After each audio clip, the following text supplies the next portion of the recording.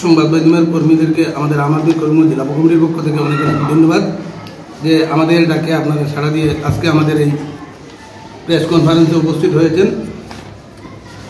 আমরা সবাই অবগত যে বিগত 2016 সনে মাটি বেটি জাতির স্লোগান দিয়ে যে আসামে যে সরকার এসেছিল সেই সরকারের আজকে 8 বছর পূর্ণ, কিন্তু সেই সরকার জাতি বেটি মাটি রক্ষার নামে যে স্লোগান দিয়েছিল সেই স্লোগানটা টোটাল বিফলতার দিকে দাবিত হচ্ছে এবং তার বিফলতার পরিচয় দিয়েছে। তার মধ্যে দেখুন, প্রথমে হলো আজকে শিক্ষা ব্যবস্থা জাতির মেরুদণ্ড, সেই শিক্ষা ব্যবস্থাটাই পঙ্গু করে দেওয়া হয়েছে। রাজ্যে প্রায় 8,000-এরও অধিক সরকারি বিদ্যালয়কে বন্ধ করে দেওয়া হয়েছে। তো আমাদের আসাম, বিশেষ করে আমরা কৃষিজীবীর উপর নির্ভর। তো আমাদের শিক্ষা ব্যবস্থা যে বিদ্যালয়গুলো ছিল ম্যাক্সিমাম গ্রামে, বর্তমান পর্যন্ত গ্রামের যাতায়াত ব্যবস্থা কীরকম সেটা তাদের থেকে বোধহয় আপনাদেরও বেশি অবগত। তো সেই অবস্থাতে যদি এই প্রতিটি গ্রামে বা রাজ্যে 8,000 শিক্ষাখণ্ডের অধীনে 8,000 বিদ্যালয় বন্ধ করে দেওয়া হয়, তাহলে ওই 8,000 বিদ্যালয়ের ছাত্রছাত্রীরা কোথায় কী অবস্থায় ওদের শিক্ষাটা করছে সেটা তো আপনারা নিজেই অনুভব বা আমরা সবাই অনুমান করতে পারি যে তারপরে এটা ধ্বংসের পথে। জলের ব্যবস্থা, জলের আরেক নাম জীবন, কিন্তু আমরা বিশুদ্ধ পানীয় জলের অভাব, আসামে পানীয় জলের অভাবে অনেক রোগ ছড়াচ্ছে, সেটার কোনো উপশম সরকার করছে না।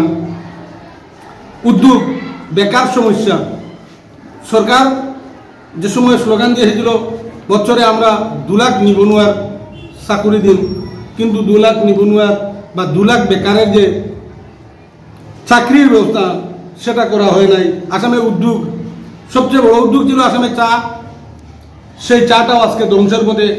আসামে 750টি চা বাগান ছিল, কিন্তু সেই বাগানগুলোও আজকে ধ্বংসের পথে। চা বাগানের শ্রমিকের দৈনিক মজুরি 235 টাকা থেকে 351 টাকা করার কথা, সেটাও সরকার করে নাই। বাগান অঞ্চলের সবচেয়ে পিছপড়া বাগান অঞ্চল, সেই বাগান অঞ্চলের কয়েকটি বিদ্যালয়, সেই বিদ্যালয়গুলো সরকার প্রাদেশিকরণ করে নাই।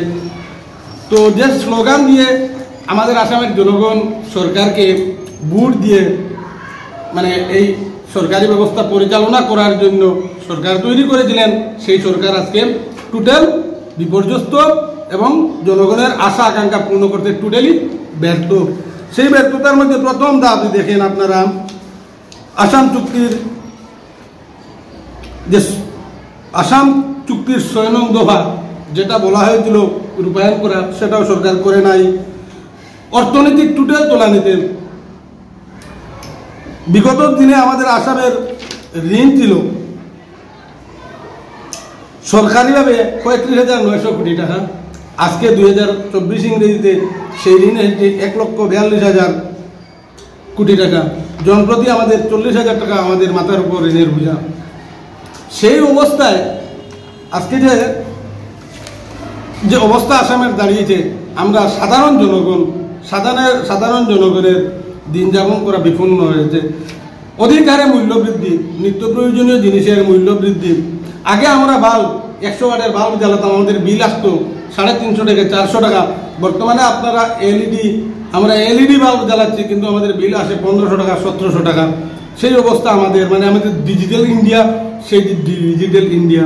তো আমি এই যে জনগণ হিসাবে আপনাদের মাধ্যমে ভারতের প্রধানমন্ত্রী, মাননীয় প্রধানমন্ত্রী নরেন্দ্র মোদী মহাশয় তথা আসামের মাননীয় মুখ্যমন্ত্রী শ্রীযুক্ত হিমন্ত বিশ্ব শর্মা মহাশয়ের নিকে অনুরোধ করছি যে আমাদের পুরনো দিনগুলো আমাদেরকে ফিরিয়ে দিলে বোধহয় ভালো হবে। কারণ আমরা 100 ওয়াটের বাল্ব জ্বালালে আমরা 350 টাকা বিল দেবো, আর 9 ওয়াটের বাল্ব জ্বালিয়ে 1700 টাকা বিল দিতে হবে না। আমরা গতদিনে সিলিন্ডারের রাঁধুনির নামে যে গ্যাস সিলিন্ডার 395 টাকা, 400 টাকা ছিল, আজকে গ্যাস সিলিন্ডার আমাদেরকে সাবসিডির নামে আমাদের কাছ থেকে হাতি পয়সা নেওয়া হচ্ছে। ওই গ্যাস সিলিন্ডারের মূল্য বর্তমান 1150 থেকে 1200 টাকা। তো একজন শ্রমিকের দৈনিক মজুরি 300 থেকে 500 টাকা।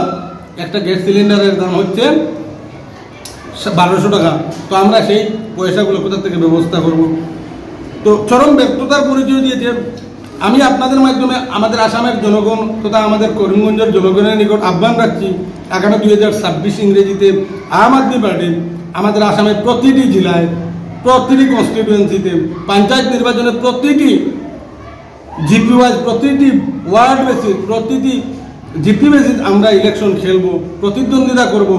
আপনারা যদি এই আম আদমি পার্টিকে আগামী 26 ইংরেজিতে বা আমাদের যে পঞ্চায়েত নির্বাচন হচ্ছে সেই পঞ্চায়েত নির্বাচনে নির্বাচিত করেন, তাহলে আমরা আপনাদেরকে ভীষণ ডকুমেন্ট দেবো না, আম আদমি পার্টির 10টা গ্যারেন্টি আছে, সেই গ্যারেন্টি আপনাদেরকে দেওয়া হবে। এবং বর্তমান এই পরিস্থিতিতে যে বিশ্বমানের বিদ্যালয় দিল্লিতে আছে, সরকারি বিদ্যালয়গুলি, সেই বিদ্যালয়গুলি আমাদের আসামে হবে।